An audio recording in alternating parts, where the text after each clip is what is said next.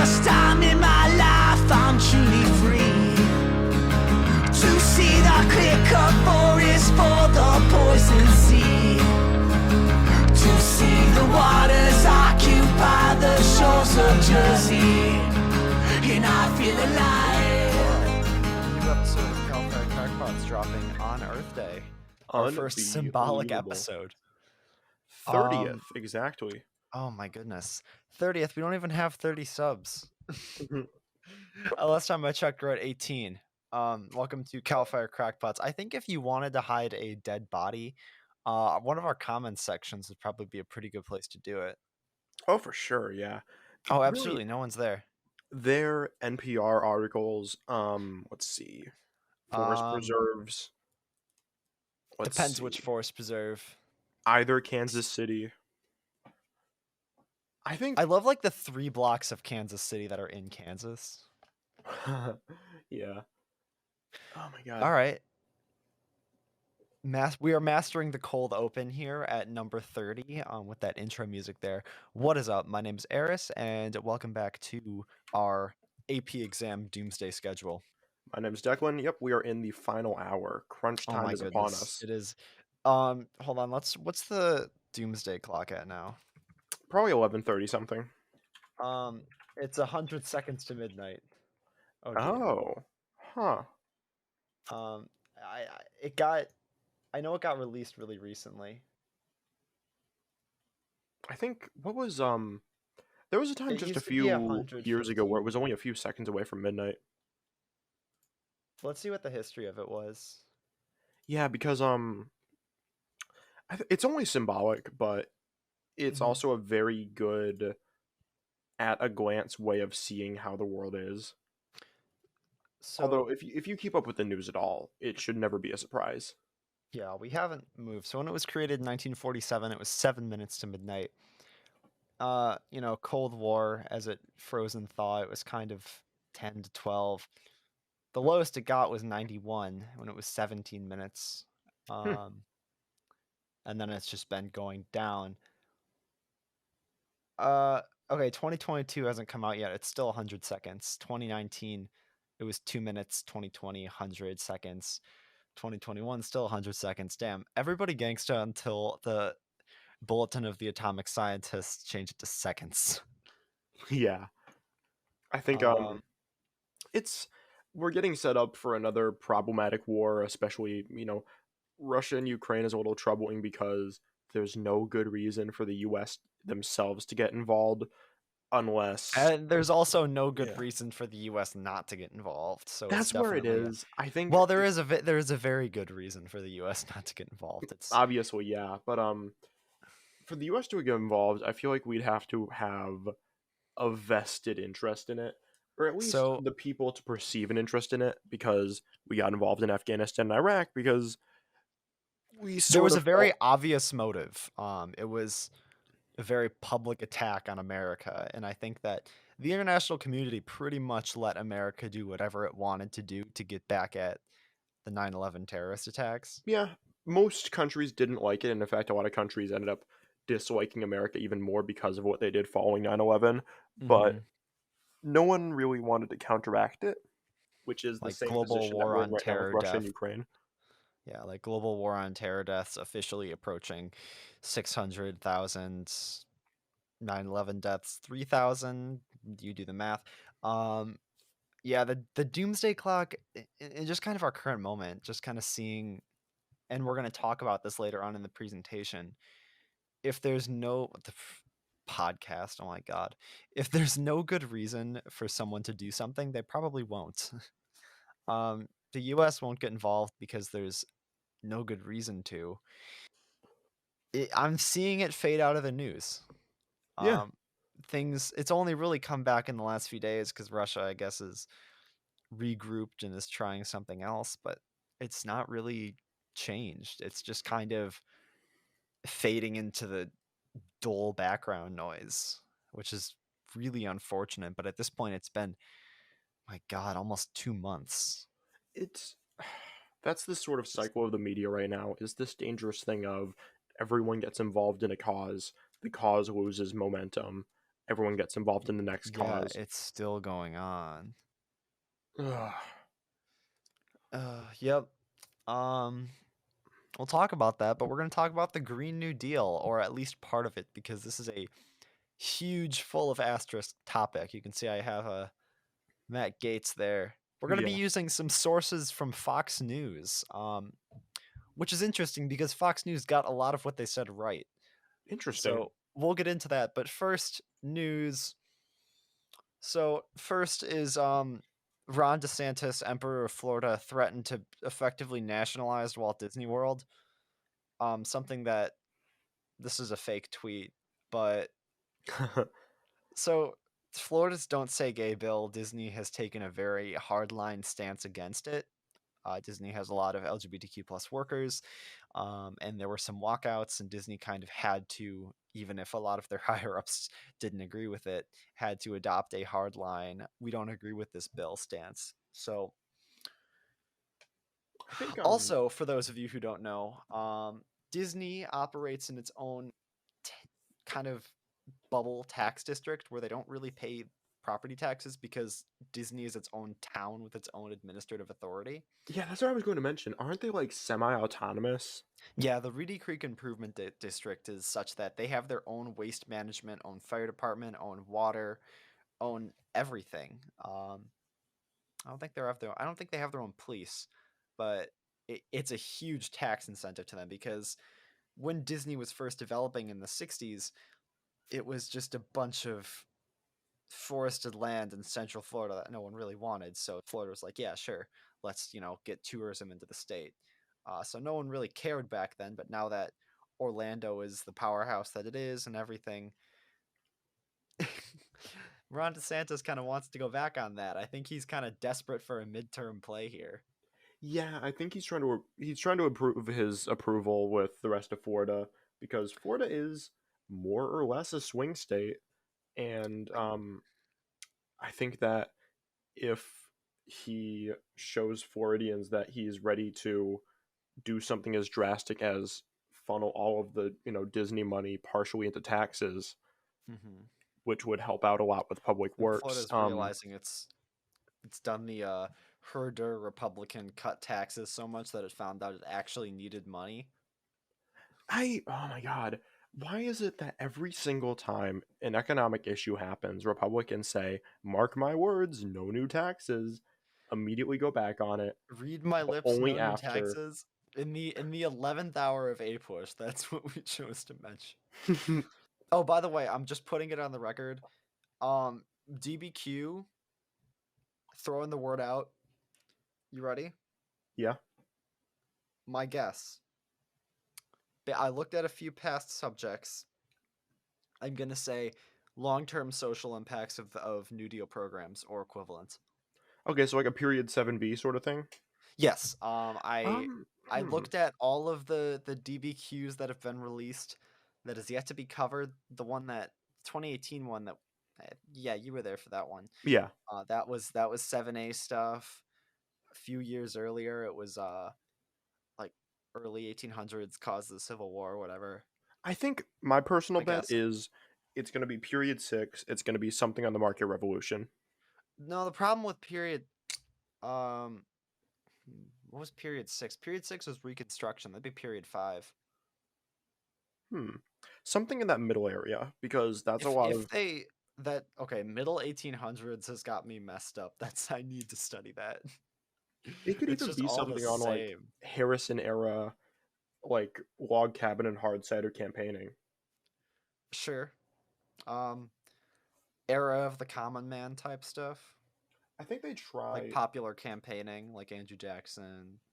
I honestly think they try going for something that 3/4 of the people in A Push will remember. Everything is kind of hovered around. I could see that being I could see that being one of the LEQ prompts, but I don't think they would reach for that. The LEQ prompts are always something easier because they know that like you're going to have to remember everything you want to put on it. Like DBQ is like really big picture, so they'll only touch like Revolutionary War or something in the 1900s.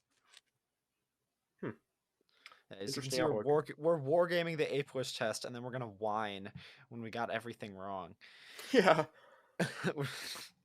Oh, but for when I took AP Phys 1 last year, there's 5 FRQs. I correctly predicted the topic of every single topic. Like, there's the lab one, there's the short one, the long one, the other long one. I correctly predicted the topic of all of them. What about the So weird much so, oddball one? I got all of them. I do remember that, but I don't remember the prompts anymore. Phys they just give you 3 really long ones. Every single year on AP Physics 1, like without fail, every single year, there's one on rotational mechanics.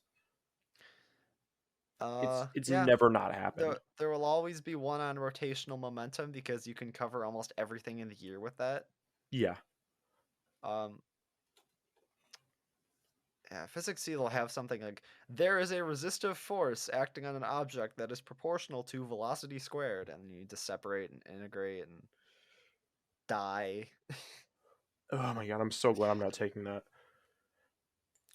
Okay, so they usually put the Phys C kids somewhere nice, like the cafeteria. They have us in the upper gym. Oh. Also, hold on, I'm gonna tell you how many people are taking each exam. Oh, interesting.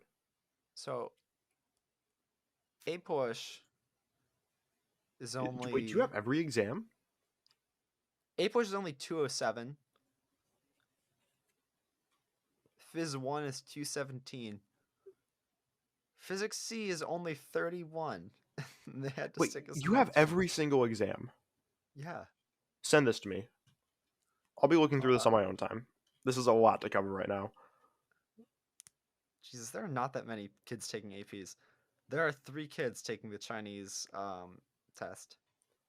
Oh, we don't even offer that. I think LT just offers to take the test. All right. This was an interesting article. Moving on. This was an interesting article on the Associated Press about how so this is a big battery on Lake Superior. I want to do an energy storage episode on some point, like grid scale energy. But one of them is pumped storage. So for the most part in our grid, energy is produced, transmitted, and consumed in the same instant. And as the shift to renewables happens, there needs to be something to smooth out that curve. People aren't using as much electricity during the day. They come home at night and use a lot. So these huge batteries, they don't use lithium. They just use gravity. They're not super energy dense. So you basically need a huge lake.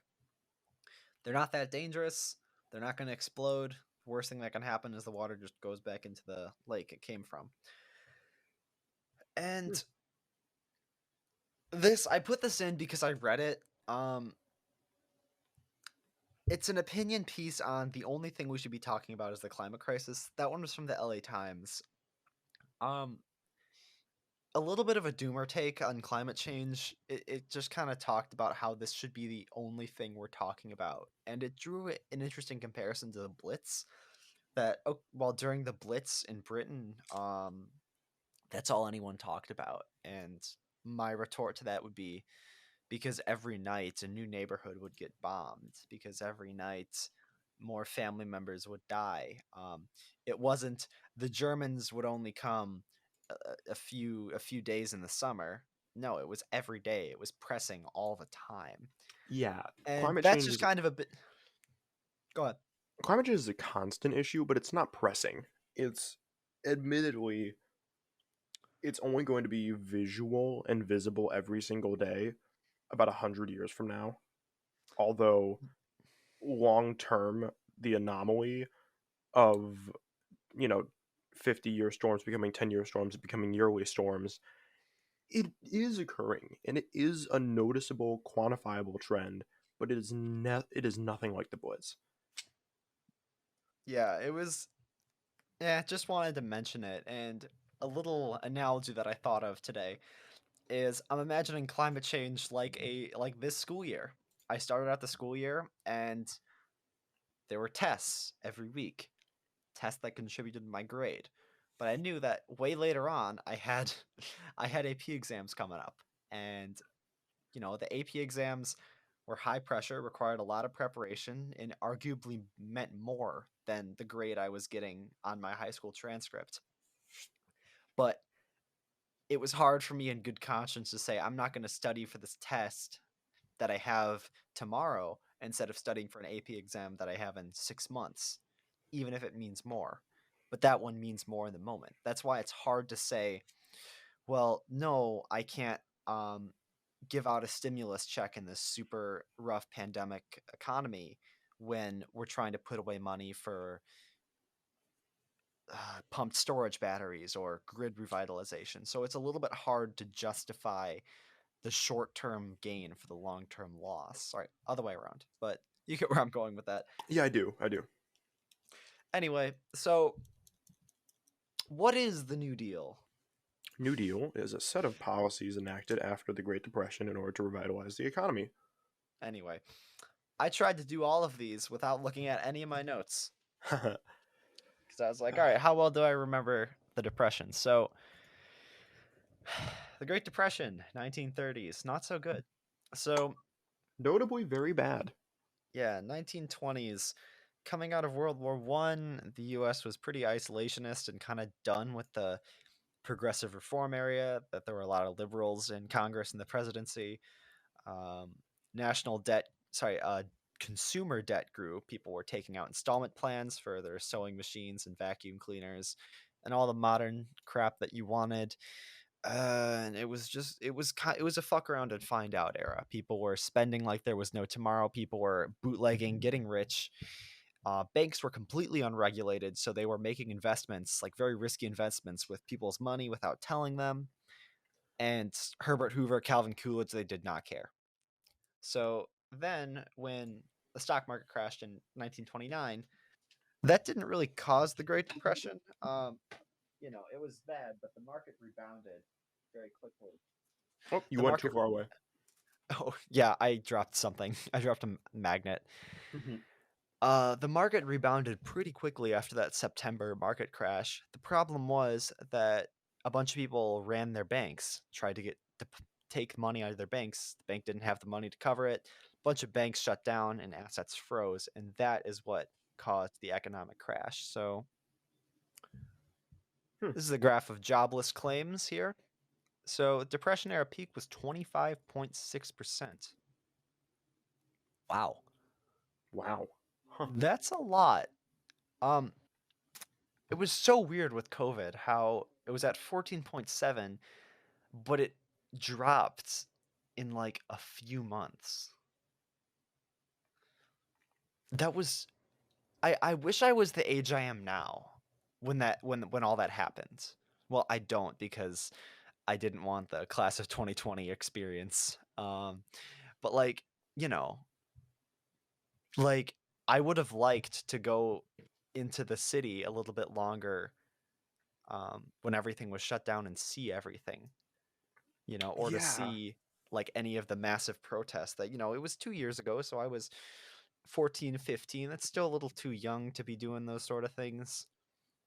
But that's such a weird time that I don't think will ever happen again, at least not for a very long time. Definitely a weird time when people just started biking in the middle of the roads because there were no cars. My favorite was people like going down highways. And yeah, people did Cannonball Run like every other day then. Well, yeah, and the records were just toppling because it was the ideal run. There were no cops, there were no cars, there were no trucks. It was great.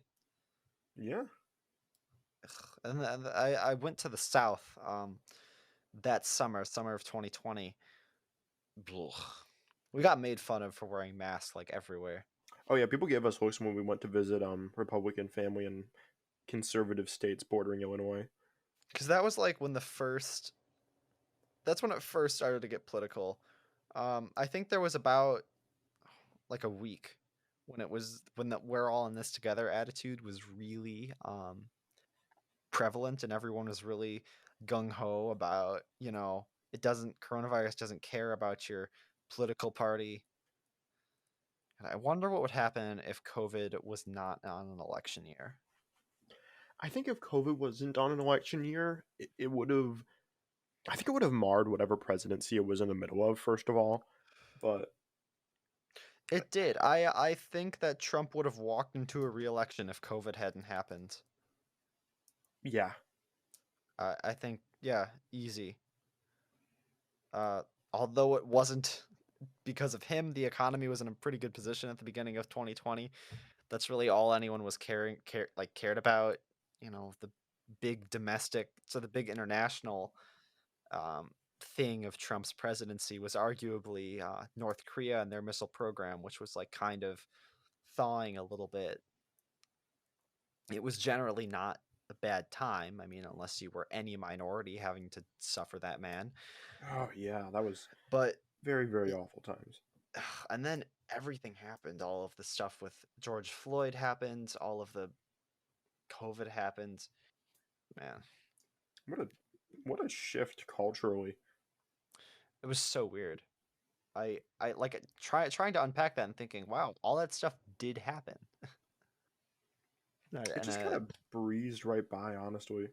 It was just there was so much crazy stuff going on all the time that, well, that was the dawn of doom scrolling. Everyone was always on the news, and at some point, everyone just realized we got to stop this, and then everyone stopped looking at the news.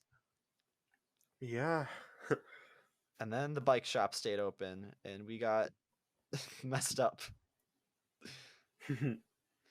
Yeah, we never closed. Throughout the course of the entire thing, the bike shop was open. The final bastion of overpriced biking gear. Yes, because we're on the same tier as like car dealerships that had to stay open because they didn't really make a distinction. Yeah, technically, your transportation. We're transportation infrastructure, mission critical stuff. I honestly think that the bike mechanics were pretty mission critical in terms of keeping people sane. The amount of people who got into biking, the amount of people that biking allowed them to stay active and be healthy and physically and mentally. Yeah, a lot of people use it as a way to cope. It wasn't even like, oh, we have to stay open so people can get their replacement carbon bike fork. It was like, no, it was like people. There was a point where we were like, we couldn't order any parts because a lot of the warehouses were closed. So we would put like single speed chains on people's 7-speed and say, you're just gonna have to keep it in this gear because we have nothing else and we can't order anything else. And like, this is fine. I just want something. yeah, there were so many people that had way, way, way too much time on their hands. And yeah, Which was, it was an interesting sort of experience.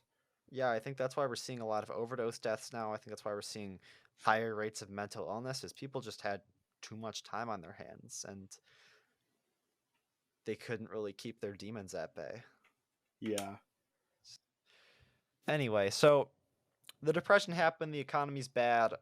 Herbert Hoover and the Republican Congress get basically chased out of DC with burning torches.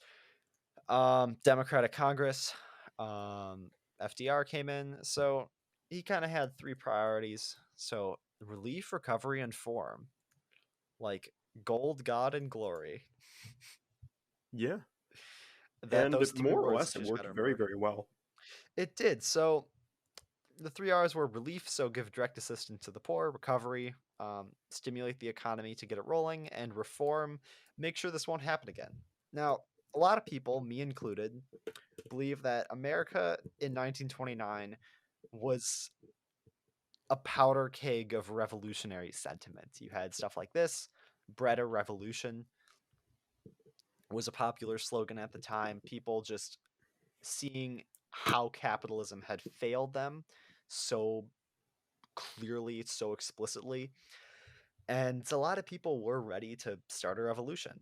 And FDR didn't want that. The US government didn't want that. So they settled for what I call diet socialism, which a lot of infrastructure projects, a lot of direct assistance, a limited welfare state, and things that, if they were done today, would be absolutely lambasted as socialism. So Hoover Dam was kind of Herbert Hoover's last-ditch attempt to win the 1930 election. So he commissioned this huge infrastructure project. A lot of men out there alone in the desert with no wives back at home, so a small gambling and brothel community sprung up around the construction site, which became Las Vegas. Interesting. Yeah, so hydropower, and we talked all about the Colorado River on, I believe, episode 6, so check that one out. Shasta Dam and a lot of dams in California were completed on the same premise. Shasta Dam didn't finish until the late 40s, but it was commissioned back then. Then we got the alphabet soup. So FDR expanded the executive branch of the government exponentially. One of his crowning achievements was the Works Progress Administration. So they hired so many unemployed people to build schools, highways, hospitals, airports, roads, all kinds of infrastructure. That unfortunately ended midway through the war. Civilian Conservation Corps, which should so be around today. It sort of is in a form. It's called AmeriCorps, which is like domestic Peace Corps. A co-op. Like that's not really. Multiple things exist in its place, and functionally, if you want to do the work, you can get into the same field, which is what I'm doing over the summer. But I digress. It no longer exists. So what exactly are you doing over the summer? I'm in between two positions right now. I've got one that's south of where we are at some of those environmental learning centers, and then there's one, like, what is it? I've interviewed for that. That's through Friends of the Forest Preserves and the Student Conservational Alliance.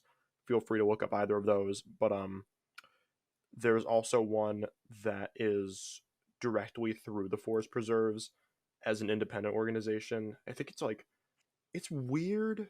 I think it's like Youth Outdoor Ambassador or something. I have no idea what it does, and the job description has been very minimal.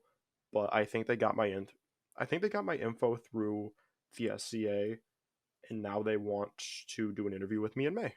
Cool. I'm pretty much going to go for whichever one pays better, although the one that I have right now is much closer, most likely. It'll probably be a mix of the two. Well, put on the sunscreen and try to get some pictures. We might do an episode on that. Oh, absolutely. I was at an urban stream research center today that does restoration work for mussels and native river habitats in Illinois, and they're the only one in the state like it. Very good field trip. I'll be sending photos your way. Excellent. So continuing, so if you ever go to a national park and they got those trails cut out, they've got those like stone walking paths, they've got the staircases or like iron beams drilled in so you can hold on to stuff. A lot of that was the Civilian Conservation Corps. So they would find unemployed young men who, they were trying to find work to support their families, like their moms, stuff like that.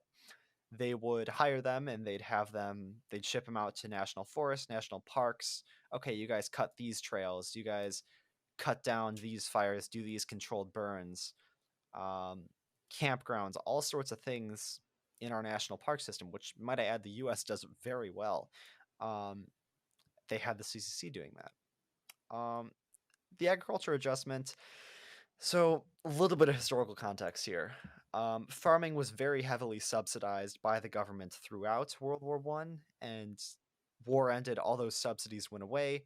Inflation was hitting farmers super hard. Their crops lost value, and they really suffered because of the Depression. So the AAA was mostly focused on paying farmers not to plant food to reduce surplus and, of course, keep them in business. Yeah, so Social Security. Yeah, Social Security Administration still around today. Boomers love it. We're not going to get it. Federal Housing Administration, which exists today but completely neutered. So that was helping homeowners secure mortgages, kind of socializing housing to a very limited extent. And of course, the SEC, which regulates regulates investment. So it doesn't allow banks to make high-risk investments with people's money without telling them. It keeps markets in check, requires them to report certain things to not inflate their earnings, but a lot of them still do. The FDIC ensures federal deposits so that if a bank closes, you can still get your money. The TVA, which just needs to be expanded. So Tennessee Valley, one of the most dirt poor parts of America. This was a public power company which would manage flooding, manage electricity, build hydroelectric infrastructure. Tennessee and Kentucky and states in the Tennessee Valley are trying to privatize it. because the freer the market, the freer the people, apparently. And there's your alphabet soup. Yeah, it addressed a wide variety of different things, ranging from social to economic to, general regulation, and pretty much saved the economy following Hoover's presidency. Yeah, and the hard part with the Great Depression is that if you look back,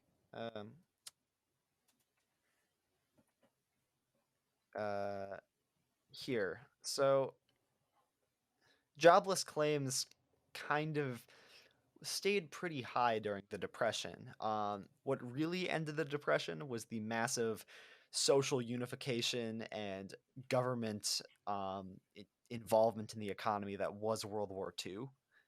So the Depression, it didn't really end with the New Deal, but it came to an end with World War II. But the mobilization wouldn't really have been possible without it. So, what was its long-term progress? A lot of the institutions that really worked to bring socialism to America were either struck down by the Supreme Court or stopped after the Depression ended. But the legacy really was the argument at that time went from if the government should intervene in a financial crisis to how the government should intervene. And since then, after every big economic bust, the government has in some way gotten involved, whether it be direct stimulus checks, whether it be nationalization of loan firms like the Fannie Mae, Freddie Mac stuff. Anything else you want to say about the Depression and the New Deal? Not particularly. You pretty much covered all of it.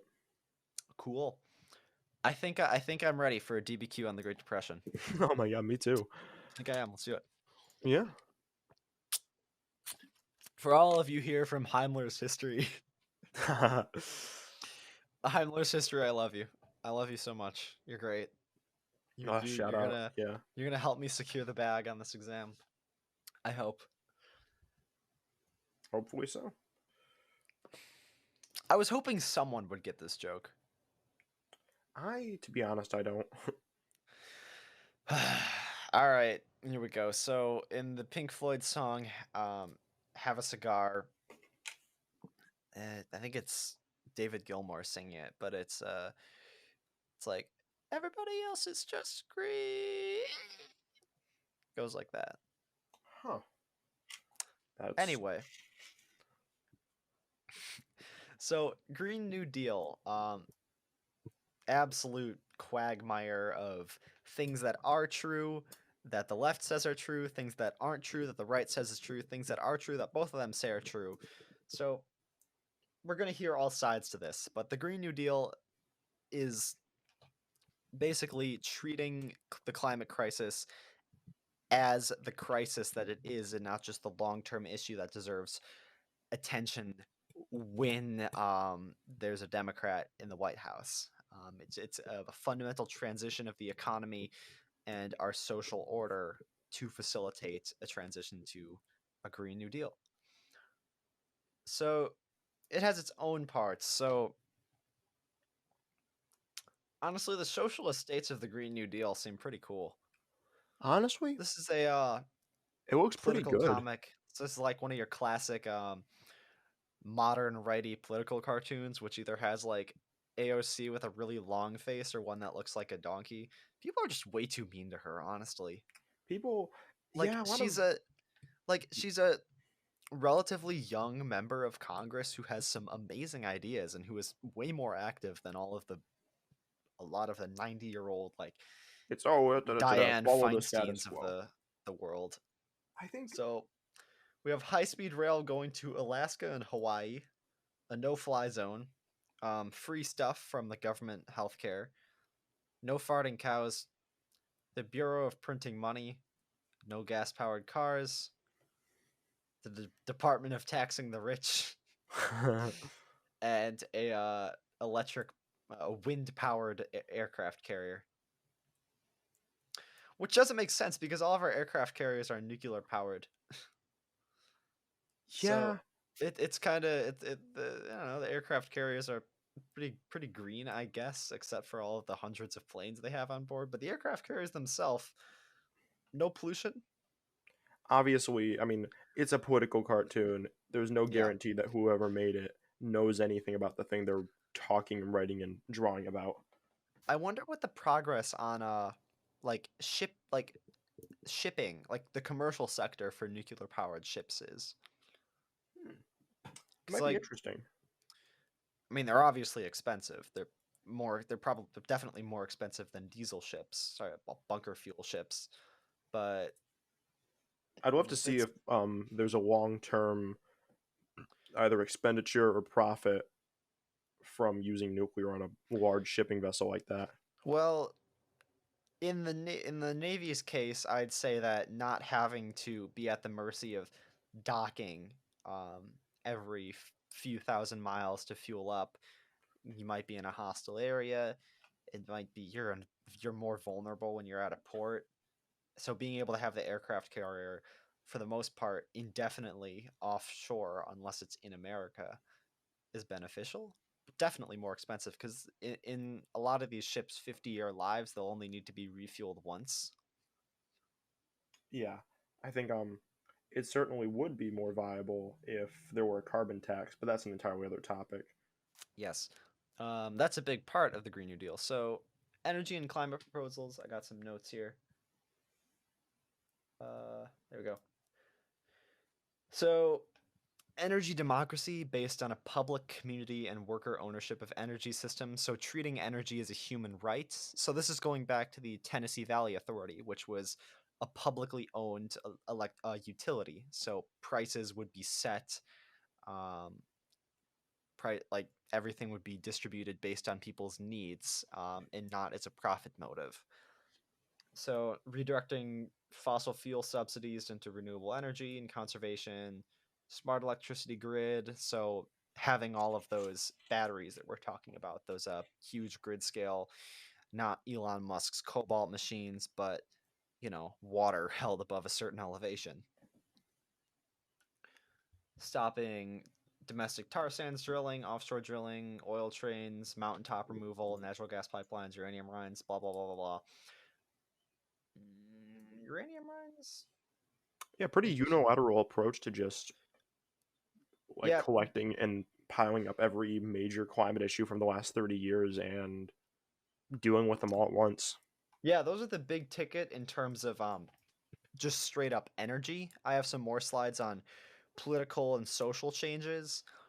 So it's the Green New Deal ranges from its extremism based on whether someone is a progressive Democrat, a liberal Democrat, a centrist Democrat, or Joe Manchin. Yeah. So we're On a gonna be scale of covering. Democrat, are We're you gonna Republican? Yeah, we're gonna be covering the AOC variety of the Green New Deal because that one's the best one. Certainly the most to cover as well. Yeah. So a big part of the Green New Deal is the just transition. So here's some of the social aspects which I got from Fox News. They're factual. Yeah, I mean So they're definitely government factual. funded universal health care, ending military airstrikes, permanent federal assault weapons ban, abolish ICE, cancellation of Puerto Rico's Wall Street debt, 100% free fossil fuels by 2035. It's actually 2030. Green New Deal, which is most of those other ones. Government funded college and trade school and 70% federal tax rate for the richest brackets. Sounds good to me. I mean, I don't really see what the problem is. Yeah, I maybe they're just telling us all of the favorable aspects of the Green New Deal here. Maybe this is just the part before they start tearing into it with the non-factual info they've I had don't know. throughout. I saw this and I'm like, oh, I saw the Fox News and I'm like, oh my god, this is gonna be terrible. But no, these are for the most part factual. Is it like, am I missing something? I don't understand. This is good. You aren't. Like I'm confused here. Maybe we've just like gone full circle in terms of like radicalization that we see something like this and we're just like, yeah, so Republicans realizing that Democrats have good ideas, and then Democrats realizing other Democrats don't have the same ideas and are therefore bad. it's that Simpsons meme. It was like it was like the 90s and it was the Democratic National Convention, the Republican National Convention, and the Republican National Convention had two flyers. It was, "We want what's worst for everyone," and then the Democratic National Convention is, "We can't govern." Yeah. Yeah, the Republicans unfortunately know what they're doing. Yeah. If there's one thing the Republican Party has down, unfortunately, it is keeping a contingency throughout their entire party. Oh, absolutely. And they're very good at forcing out people who don't agree with them.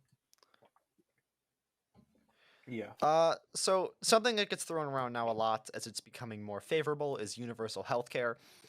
A lot of people have this vague notion that it's just kind of, I pay more taxes and the government covers my health care.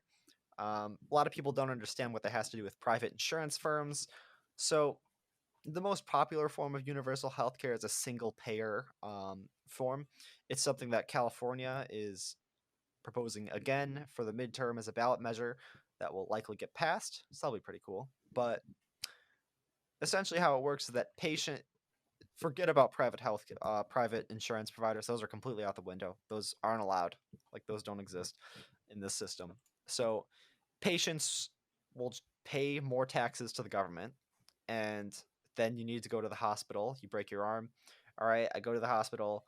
I have my government issued insurance, so the government will pay for that, and I won't have to deal with. I'll pay my copay to the provider, and then the government will pay my treatment. So it's essentially a insurance provider, except it's not based on profit. It's based on fixing my broken arm.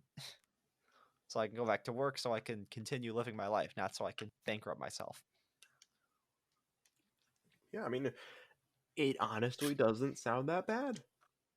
I don't know what you're up in arms about. Maybe it's as if Republicans are more concerned with keeping the status quo than making actually good decisions. I have heard some gripes about the potential waitlist it may cause. I can't speak There, on that, but it does have its issues. This is super watered down. There's obviously a billion different organizations internally to the government that would need to be created. A lot of different bureaucracy, lots of oversight, my lots of only thing is gridlock. I think that modeling closely off of other Western countries that have done it successfully, like, dare I say, some Northern European countries. how is a And then, waitlist any worse than spending $8,000 on your monthly insulin? yeah, honestly, at any emergency room, there's going to be a priority list. Someone who's in cardiac arrest is going to have greater prevalence over my broken arm. I can sit in the waiting room for an hour while that person has their life saved. So definitely that's something to consider. But when I'm not being bankrupted for something that I need to live, it seems a little better. Yeah. And AOC's tax plan isn't really that unprecedented. So that income bracket, I believe, applies to people making more than 10 million a year. That's not going Um, to affect any of us, so any of the so let people me get this voting for straight. it. If I earn, or more accurately steal, $1 billion a year, do you think I won't be destitute if I only have 300 million, while hundreds of other people, thousands of other people, can stay alive? If you make more than 10 million a year to the point where a significant amount of what you make is above that tax bracket, just buy a private jet and go to a country that has privatized healthcare. Sure. Go to Venezuela because you like to tell me to move there so much. Yeah. Um, yeah, so during the darkest days of World War II, the richest tax bracket was something like 94%. Hmm. This graph is from Forbes. It's interesting to look because tax rates stayed very, very high throughout the 60s and 70s. All it took was the Reagan Revolution, and then the Bush 1, and then a little bit of a break for Clinton, Bush 2, Obama. Oh wow, it Uh, almost seems as if Republicans lie about policies. it's interesting. Oh, look at the federal deficit map over time. Um, Now I'm not going to play the herder Republicans bad or herder Democrats good. That's kind of a stupid thing to go upon. Every president does their bad things. I'm Absolutely. gonna take I'm For gonna every take one Guantanamo out Bay, of. there's every ice. Do you remember that Muhammad Ali quote? And it was, "Ain't no Viet Cong ever called me a." Like, Yeah, do you remember that? I That's do. what I kind of feel like in terms of people say, "Oh, well, why are you always a straight ticket Democrat all the time?" I don't know, because one side is trying to eliminate my healthcare rights. Yeah. It's a little hard to see a common ground when that's the other side's platform. Uh, anyway, so a just transition also focuses on. I didn't add slide notes. Whoops. I have one for the next one, but anyway. So a big part of it is, of course, transportation infrastructure. So you got yourself this lovely map that all the Gen Zs and Millennials were thirsting over at the beginning of the pandemic. This is a proposed high-speed rail map. I don't know who made this. I think it was like Pete Buttigieg, like went to Italy, saw how the trains worked, wondered how he could make the trains run on time, and then made this map. Very closely modeled off of Amtrak's current routes. I think all they did is moved the Central Pacific line south, got rid of the Empire Builder route, reinstated the Gulf Coast, and added one more line going south, and then made all of it high speed. Yeah. But we talked about a lot of the issues facing high speed rail in the good engineering episode, but the future is not being able to, on a whim, decide I want to drive to California and 2 days later getting there. No, the future is you taking a train there and it taking a little longer. Just like the future isn't 1 day shipping. Yeah, And one day shipping is so ridiculous. I don't know why it's anyone would ever do that. and for those of you saying, well, like, how are we gonna get the land to do that? Like, the days of frontiering is over. Like, how we like there's not just huge open tracts of land. And you know, I thought about this and I'm like, I wonder if we had very thin, federally owned strips of land connecting most major cities in a very direct path. Yeah, I couldn't think of an answer. it'd be interesting, but that's never going to work in a country like the U.S. Did you get my sarcasm? I What was do you mean? talking about highways. Ah, Yeah, I'm trying to develop my social skills to like a second grade level before I go off to college. honestly, highways are. They don't do much more than trains would because no one You could ever build it. stops in the middle towns. You could build it next to them. Like, come on. Yeah. And it's like all of the like tunnel infrastructure, all of the mountain passes, they're already there, man. And like most of that's already spec'd to like a train. And Yeah. most mountain passes already have train tracks built like right next to the highway. Anyway, so honestly, if China could manage this in 12 years, their high-speed rail map in 2008 looked pretty similar to what the US does now in terms of like the Northeast quarter and not much else. Well, this is what they did in 12 years. I got a lot of problems with China, but what I will say is that no red tape allows you to do stuff like this very quickly. But, Yeah. you With know, one party, you get a lot of policy passed. Democrats and Republicans alike both say that they want to compete with China, but apparently that only means building up the military. Yeah. Like if you want to compete with China, this is it. Like if you want to economically and socially compete, infrastructure is the step zero. The better you can connect people and ideas, the better everything's going to go. Yeah. Anyway, I'm going to step off my soapbox of that. So, the New Deal kind of sounds like socialism to me, and that's because it is. The New Deal would be the largest step ever taken towards socialism in the United States. And let me just give you some more notes from a lot of these notes are from the Green Party, their website. They're the main ones championing this. So investing in green business, so providing grants and low interest loans for co-ops, and kind of trust busting, so breaking down big tech. That's something Elizabeth Warren is focusing on. 100% clean energy by 2030, or next 5 years.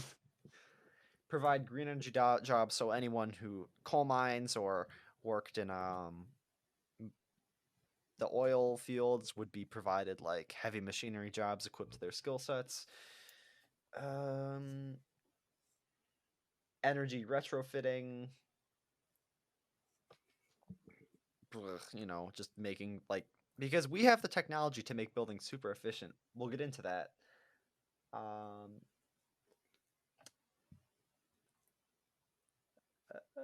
Yeah, that's it. And then bike infrastructure. I was listening to a podcast a few weeks ago. It was there's your problem with not just bikes. They cover bike infrastructure, and they're out of Amsterdam. That's why it's called Not Just Bikes. They talk a lot about the city. It's pretty cool. But the podcast was on bike infrastructure, and they went through a segment on comparing the cost of bike infrastructure compared to car infrastructure. There's no comparison. There's absolutely no comparison. Like when you look at the side-by-side cost, bike infrastructure is nothing. It doesn't bike infrastructure is what, like a half lane road, and with no reinforcement. If you live in a climate that doesn't have freeze-thaw cycles, the paths can pretty much last forever. Here, it's a little bit harder because where you can have 10 or 20 freeze-thaw cycles per year, that just tears up roads. Yeah, what is it? Roads are not really. I mean, there's no other option, but they're not the most suitable thing in northern areas, especially where, salt is a necessity, but there's just no other way. So, about road wear. Road wear is measured as a function of inches of pressure to the fourth power. If you want to go into civil engineering, you can take this class called statics, where you go into all that fun stuff. But anyway, so it goes that the relative wear on a road of a truck compared to a car is something in the order of 186,000. Wow. Oh yeah. A lot more wheels, a lot more mass. So, next slide, I got more stuff about infrastructure. So this is the interstate highway bit I was saving for the end. But, very direct routes between most cities, federally owned land. Just went on some track, man. Yeah. So, you know what? I mean, what you were saying is like if you just had a train line running next to all of them, it's an incredible infrastructure system that already exists. Yeah, and every major city in the United States has an interstate highway going through it. It's pretty practical. So this is the map of all of the high voltage transmission lines in the US. Very exciting to look at. So the purple ones are the big ones. Those are 500 kilovolt, 500,000 volts. And this is a map of where the wind turbines are. So got a lot in Illinois, a lot in the Midwest where it's super windy, a lot in the Great Plains, also windy. And then you have a good amount in Wyoming here. So currently under construction, and it's not quite online yet, so you can't quite see it on this map. But right here, you see those in central Wyoming, all those red dots? Oh, yeah. That is something like 700 megawatts of capacity that is being built for California. And the transmission line that's going to connect these to California is almost done. It was kind of held up in the legislature for a little while. There was some concerns with land ownership and nature preserves, but that got sorted out, and it's almost finished. Interesting. So California is going to be getting a lot more wind energy pretty soon. I don't know if it'll be online for the summer. Let me just check so I can report factual evidence.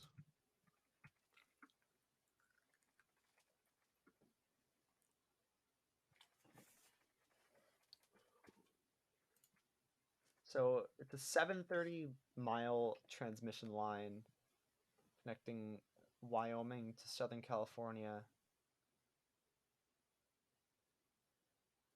The Trans-West Express.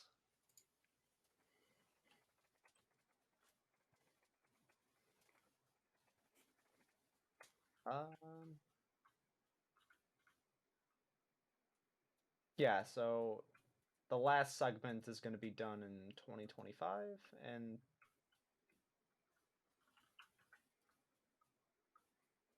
I'm just gonna... If you want to talk about some green home improvements. I mean, yeah, you have a lot of options in terms of that. There's a lot of building materials that are known to be big emitters of carbon. That includes concrete, that includes a lot of paint. Shifting to more eco-friendly options can obviously take that down.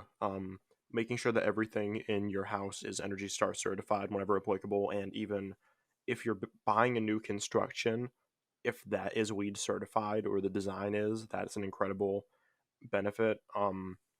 Switching to LED lighting, being conscious of where your energy comes from, uh, potentially depending on your usage and scenario, collecting rainwater, or even petitioning for your area to start using more gray water, because right now in America we have a system where our dishwashers use clean drinking water and our drinking water is clean, which is fine, but then our shower is clean drinking water, which is a little excessive, and our toilets use clean drinking water, which is wasteful because you're adding more volume to the amount that has to be processed in sewage systems, which can eventually result in more energy that's required in that filtration process and more resources that are expended because so much clean drinking water has been wasted just for no real reason, for something that gray water that you may have already used to wash your hands would have worked perfectly for. Additionally, I know I've read about it. There's a few companies now that are building geothermal heating for homes, where you have a pipe that's installed about 10 or 20 feet below your house that absorbs the heat from the earth, which varies very little in temperature. It stays around 60 to 70 degrees, and that keeps your house warm in the winter and cool in the summer because that temperature stabilizes.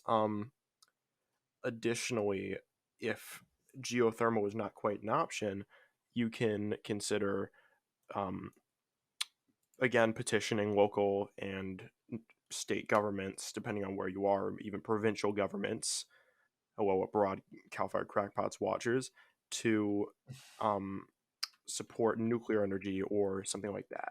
Really, just anything to get away from petroleum and coal and, all of those awful fossil fuels. But you can also do some other things to help your own day-to-day carbon footprint. If you have south-facing windows, you can open those up during the day to let heat into your house, and that can heat your house passively. If you are developing a new house or you are buying new construction, you can pay attention for houses with large amounts of windows, and you can also pay attention for houses that have more efficient insulation. All of that going towards the idea of wasting as little energy as possible to cool down your home just those few degrees when you could do something like open a window instead. And really, many houses, especially newer ones past 1980, are capable of just regulating their own temperature because they are designed to be more open and less stuffy, like houses from the 40s through 60s. Obviously, that's a lot of stuff to absorb about houses, but really the big things are just being conscious of the materials, being conscious of energy, and being conscious of how you're partitioning those to minimize any sort of footprint. Yeah, so one of my favorite books, I've mentioned it before. It's Cooler Smarter by the Union of Concerned Scientists, who we've talked about a few times. They had some bits in there between solar pumps. Sorry, not solar pumps. Like heat pumps from the ground, solar panels, better insulation, thicker windows, searching for air leaks. Given the technology, and this book was written in the early 2010s, so before some solar booms and battery booms and everything, a house built with all of these advancements can compared to a house like a control house, like a regular one built up to current code, would have something like in the order of 95% more energy efficiency all around with the technology available at the time with no modifications. So a big part of the Green New Deal would be federal incentives to make a lot of these changes. So rebates on heat pumps, rebates on solar panels, electric infrastructure, rain barrels, insulation, all that jazz. Hmm. And I did some research. So the Trans-West Express is, as usual, at one tract of land. It's called a back up a little bit. Transmission lines in general are very hard to get installed because you got to jump through so many hoops. It's you got to deal with the local regulatory boards of the thousands of towns you're crossing through on a large line like this. And transmission lines are long. They can be hundreds of miles. The Trans-West Express is about 700 miles, and the plant it's connected to, it's also servicing Portland, interestingly. And it's a private project by this one billionaire. I don't know who he is. But it's 3 gigawatts, so not megawatts. So it's 3 billion joules per second. So, trying to even think of a comparison to that. That's an incredibly large amount. How much is a...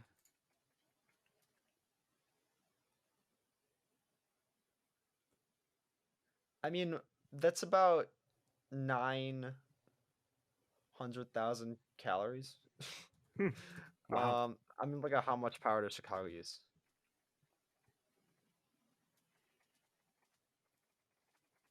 All right, so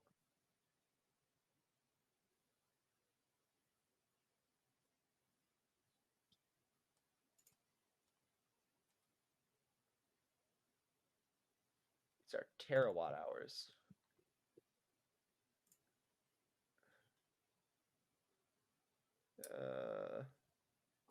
I don't want BTUs. So it looks like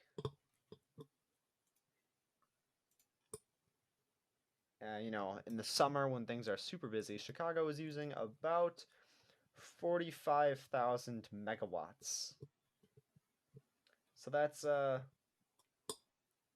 don't know, 3,000 divided by 44. That's 69 Chicago's.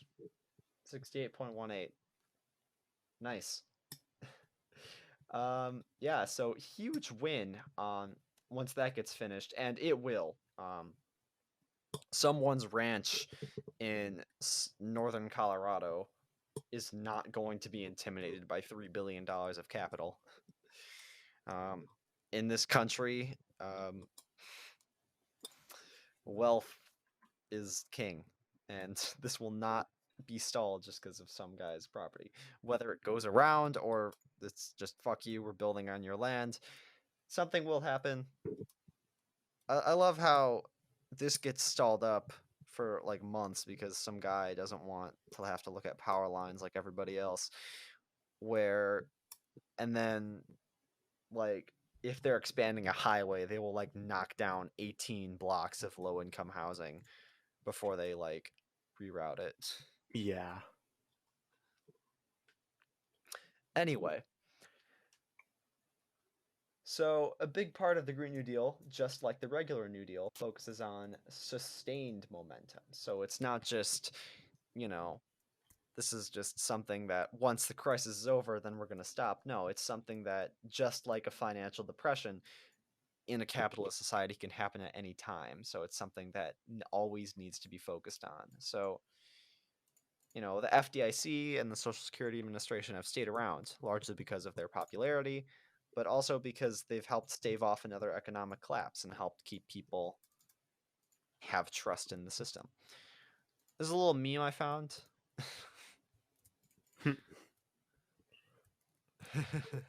Yeah. That's nice. So, yeah, not too much about that.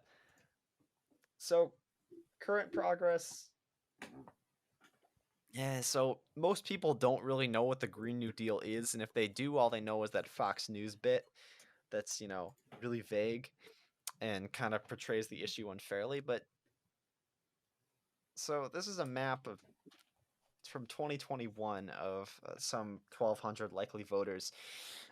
I'm not quite sure. I want to find out more about how they surveyed this. I want to figure out how much they explained it, because that's something that I've learned with surveys, is that how you word the question has a big bearing on the types of responses you get.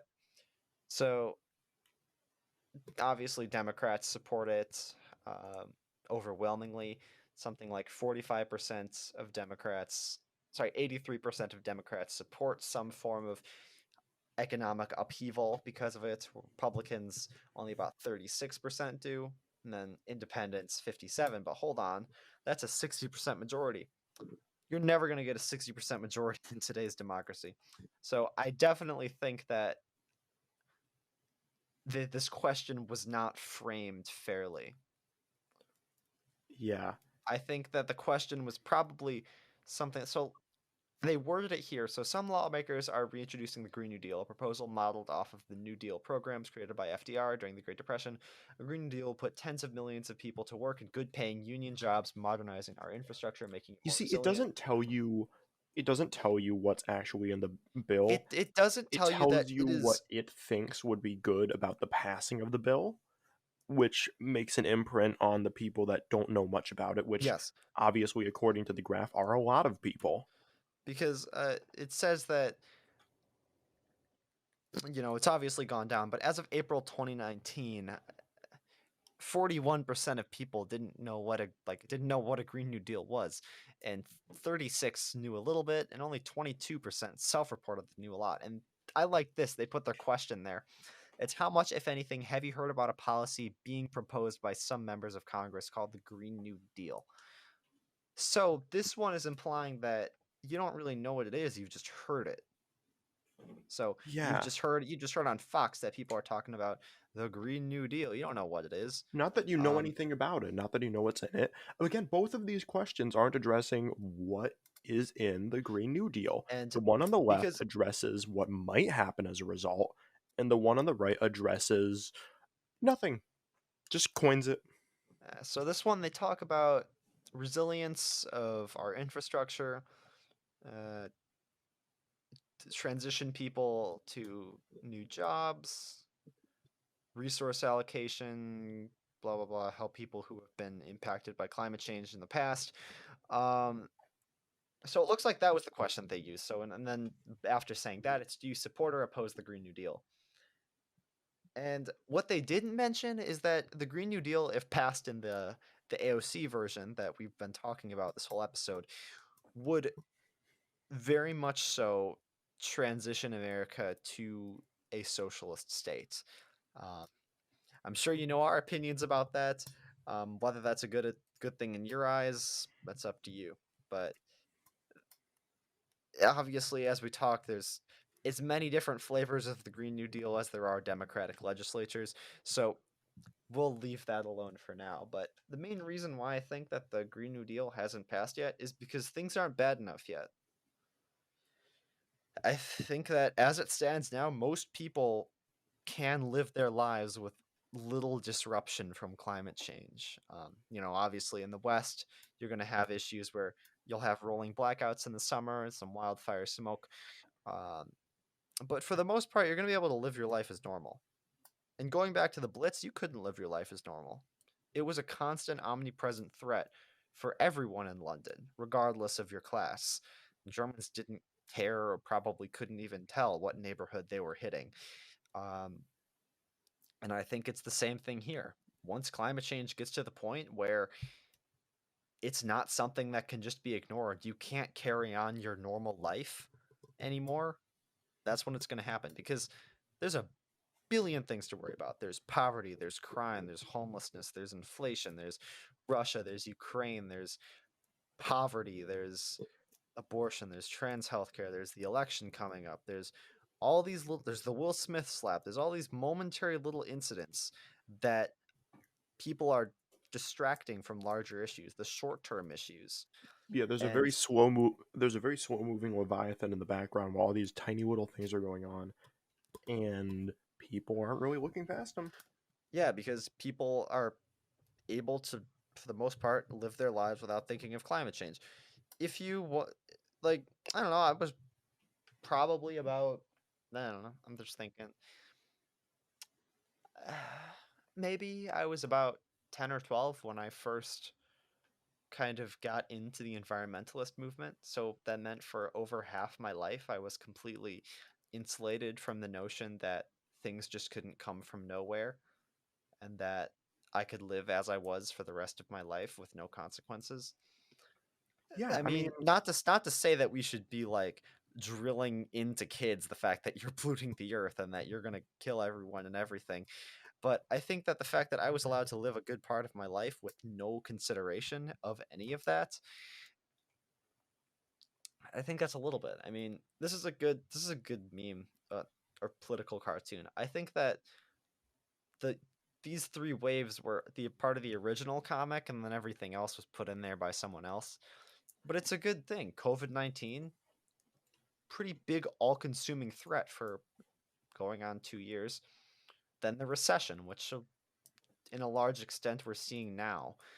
Then climate change in the background. Following climate change would be a collapse of biodiversity, all of the consequences that that would bring, among one of them, likely wars. So it's all of these problems that the Leviathan in the background, as you were saying, that are just building up. Yeah. It's just going to keep on going. I think people will eventually realize what they're doing, but for the short term, that there's no way of saying. Yeah, in our State of the West episode, we predicted another busy Atlantic storm season, another record-setting wildfire season in the West, another busy tornado season here in the Midwest, more water shortages abroad, hell, even outside of the U.S., all of those and more, where there is no FEMA, there is no stimulus check, there is no one, the government is not in a state that it can help people. So, I mean, this is what we predicted. And unfortunately, I'd say that our predictions are correct. We're not quite in disaster season yet, but that's coming. And unfortunately, I think that it will take more time, valuable time, that will have prevented things from getting worse before people realize what needs to be done. And it will get done, because whether we like it or not, we will address climate change. Yeah. Whether we want to or not. Yeah, climate change, do not worry. We will address climate change and we will clean up the mess that we've made. It's just whether or not a lot of people have to die before we get to that point is up to us in a large extent. So if any of you are watching this, because I have an inkling that this might be a video that might take off. I could be wrong, though. Probably will be. You know, if you're watching this, it's up to us, man. Yeah. I'm assuming that a lot of people who watch these, or who might watch these, or who are in the demographic that might watch these, are younger. I'm assuming that a lot of y'all are going to be of voting age soon, or if you aren't, you are. Younger, left-leaning people of high school age. Get out there, man. It's up to us. So, with that, I'm going to cut it off here. So, you hear the term climate injustice thrown out a lot. So, climate change affecting some people disproportionately. We're going to get into the who's and what's of that, because that's a little hard to pick apart. Climate change is always imagined as being something that threatens all people equally, but not so much. But we'll get into that. I don't know about in 2 weeks, because that's kind of in the middle of everything, isn't it? Yeah, things are going to be a little busy. Yeah, so that's a little bit in the middle of everything, because that's... What's it today? Today's the 21st, so next episode on this schedule would be the weekend of the 7th. That won't do. That will not do. So, I'll think about what we want to do. If we don't do something that weekend, we'll do something the next weekend, so this might be a 3-weeker. We shall see. In the meantime, though, the shout-outs. I've got an interesting shout-out. Shout-out to Minnesota Senators Dibble, Isaacson, Port, Marty, and Johnson-Stewart, because there's been a new bill introduced into the Minnesota Senate called SF 4525, making Minnesota a sanctuary state for families fleeing Texas, Idaho, and Alabama, preventing out-of-state judgments, search warrants, arrest warrants, and extradition for gender-related therapies. Oh my god. That's amazing, but that's so fucking sad that we need to have refugees from our own country trying to... It's awful that there are people in our own country that are being just... that are forced into fucking asylum seekers for wanting to... Oh my god, alright. That's at the amazing. very least, it's giving some people that may not have had a place to go a potential way to, recuperate. That's cool as hell. It's one of my kind of like political theories that I don't want this to be taken out of context at all, but like what I think would be a really funny, like, if you could run an infinite number of simulations on the worlds, I think one of the best ones would be a constitutional amendment is made that America is divided into 5 or 6 different countries for 50 years.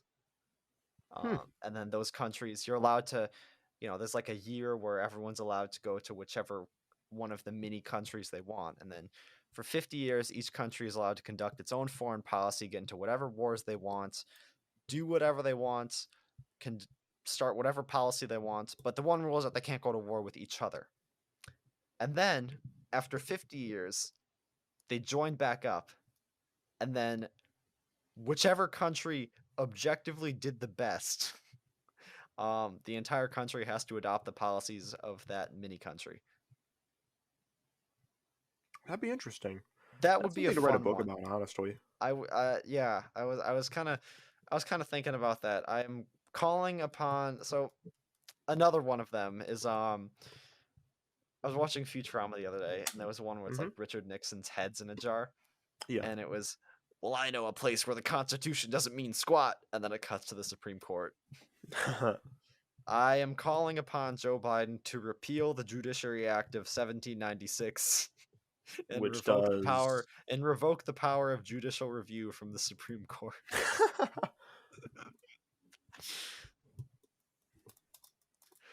Anyway, I'm gonna cut it off here. Have a good Earth Day, everyone. Hopefully I'll get this to go up on Friday. On your back. The point of contention is how they act. Where you draw the line will set you free. The debate